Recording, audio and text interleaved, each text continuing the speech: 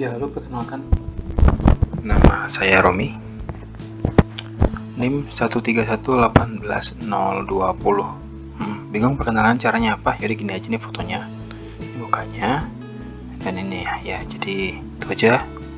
Welcome ke laporan praktikum FDM-nya Romi. Yuk.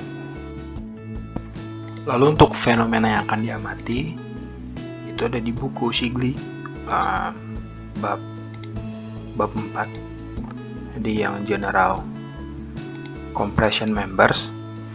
Jadi kan kompresi itu nanti kalau misalnya ada beberapa jenis ya. Ada beberapa jenis defleksi yang akan terjadi. Yang paling umum yang kita udah tahu itu ya yang udah dipelajarin di MKM juga. Kalau misalnya bakal ada defleksi secara aksial. Ya, nih. Small axial deflections would happen at first, but then the stick would bend. Jadi kalau misalnya awalnya itu ada defleksi aksial kecil, tapi nanti itu dia bakal bengkok. Nah, itu yang akan dianalisis bengkoknya nih, buckle. Tapi yang akan saya analisis itu bukan kayak pakai diagram stress strain gitu, enggak, karena agak sulit ya. Paling ini aja kepikirannya. Yang menarik tuh ini, untuk fenomena ini udah ada persamaan dari persamaan kolom Euler yang begini, PCR sama dengan pi kuadrat EI per L kuadrat. Nah, tapi ini khusus untuk kedua ujungnya pin. Jadi dia X, Y, Z nggak bisa gerak, tapi terhadap theta masih bisa gerak. Nah, karena belum tentu ujungnya itu pin, maka dibuatlah konstanta C. Nah, konstanta C ini akan berubah tergantung ujungnya kayak apa. Nah, bisa dilihat nih di gambar 418 di buku Shigli juga. Jadi C-nya itu berubah. Kalau C-nya 1 tadi ya, pin ujungnya sama-sama pin. Jadi dia theta masih bisa gerak, tapi X, Y, Z-nya enggak. Terus X, Y, Z-nya enggak. Iya benar, X, Y, Z-nya enggak. Terus ini C-nya 4. Ini fix. Sama sekali nggak ada pergerakan. Ketanam ya. C-nya 2, yang ini fix, yang ini pin. Gitu. Tapi kalau untuk di penelitian ini nanti saya pakai bahasanya pin itu jadi rounded. Ngikutin buku soalnya, emang dia nulisnya gitu. Pivoted, rounded nih. Rounded or pivoted ya. Jadi saya pakainya ngikutin yang di buku aja, rounded. Gitu. Terus gimana analisisnya? Jadi PCR itu adalah tekanan pada saat kondisi kritis. Jadi dia bakal jatuh itu atau akan mengalami buckling langsung pada PCR ini. Gitu. Jadi gimana caranya? Kita akan analisis, kita bakal tuangin beban.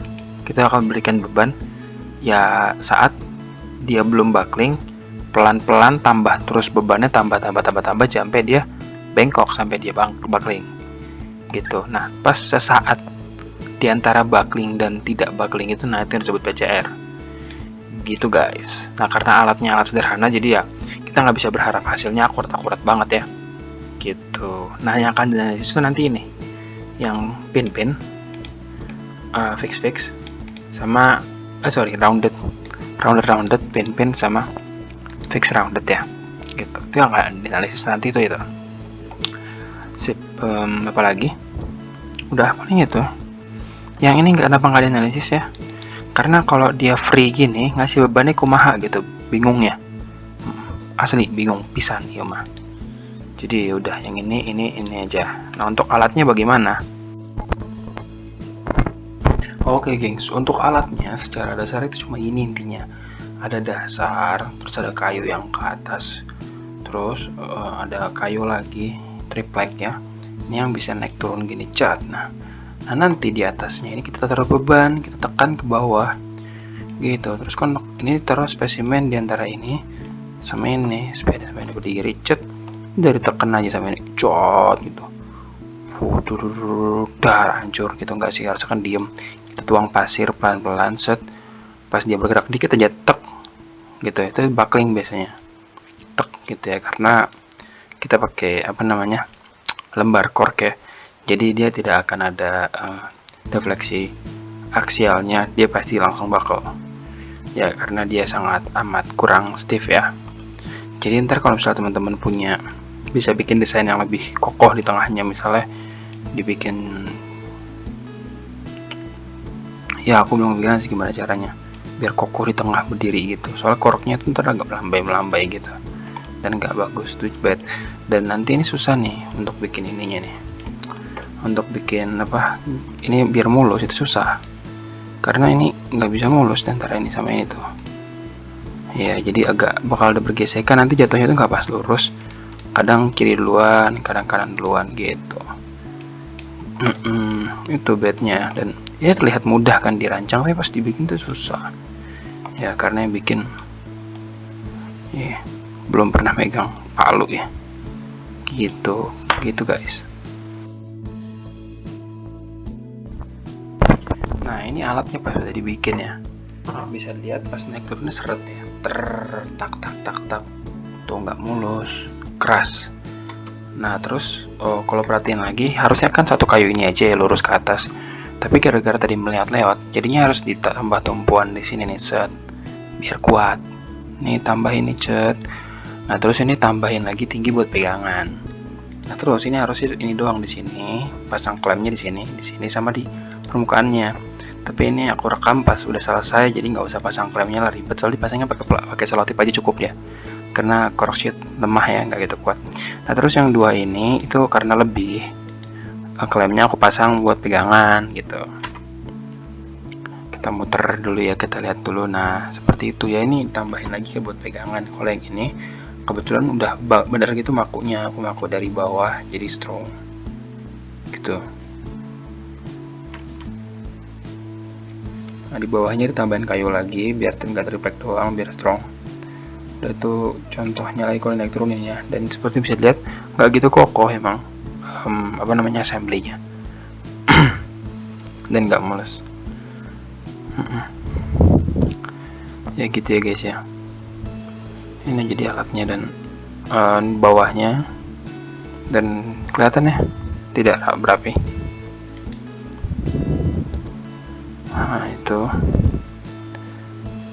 terus, nah ini pegangannya, terus ada kayu yang btw tadi dulu pada jelasin judulnya apa. Judulnya ini ya guys ya, pembuktian secara eksperimen nilai teoretik C dalam persamaan kolom Euler dalam fenomena buckling.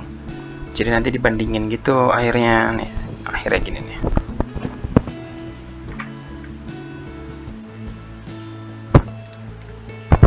Nah itu ntar ini yang hasil dari dari perhitungannya, dari praktikumnya.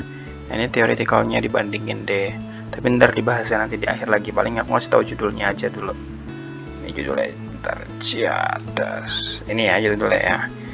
Jadi kita mau analisis berapa nilai C yang kita dapat berdasarkan praktikum gitu. Sekarang mari kita lanjut ke praktikumnya ya. Ya kita lihat pas aku cobanya. Sip.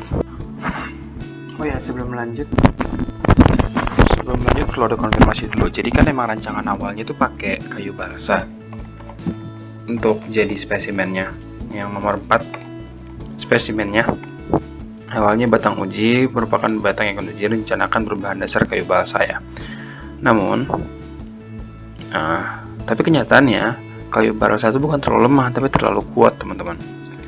Jadi pas aku coba dudukin, kayu balsa udah gue coba dudukin ya pakai bangku, dan dia rusaknya di atas, nggak buckling dia malah. Ini nggak bisa jadi cobaan ini. Harus beli kayu balsa yang lebih cross sectionnya lebih tipis ya, lebih kecil cross sectionnya. Yuk. Tapi setelah dicoba dengan kayu balsa yang cross sectionnya lebih kecil, dia nggak buckling tapi patah duluan.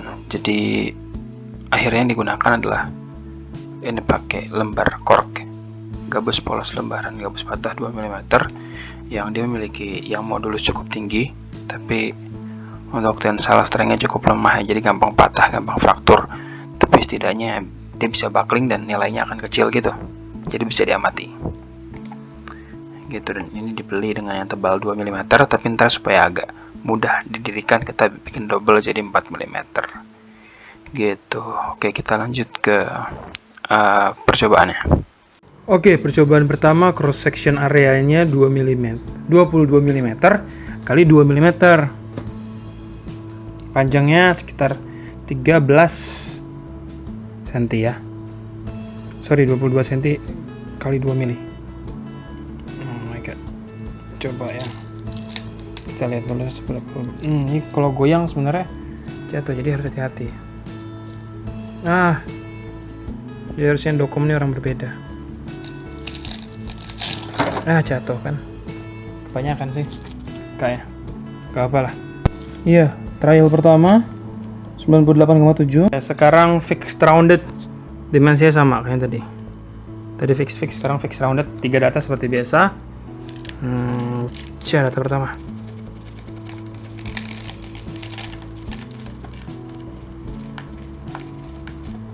Sip, sudah ya. Sudah dia, meskipun belum nyampe bawah banget, udah tuh ya. Dan mari kita timbang data fixed rounded pertama 128,8. Sekarang rounded, jadi di sana 1 ya, atau nggak, sana 1 ya, itu 1 gitu. Rounded ya, sedikit harusnya nih, jadi pelan-pelan banget aja.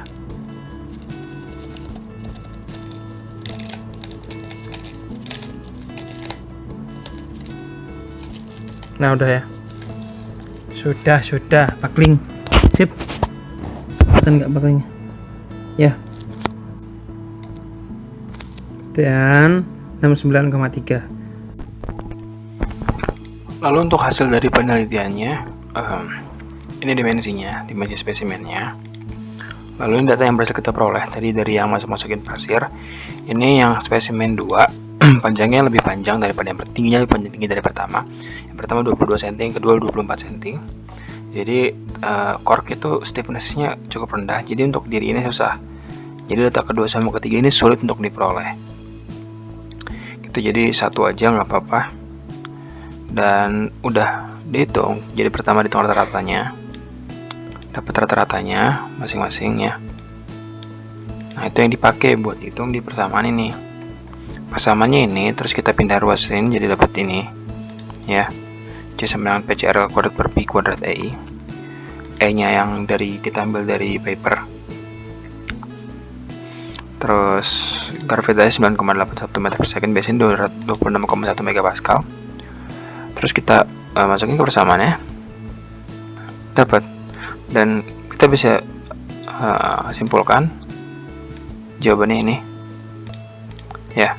Sementara fix itu ini nih, ada perbandingan eksperimental dan teoretikalnya ya.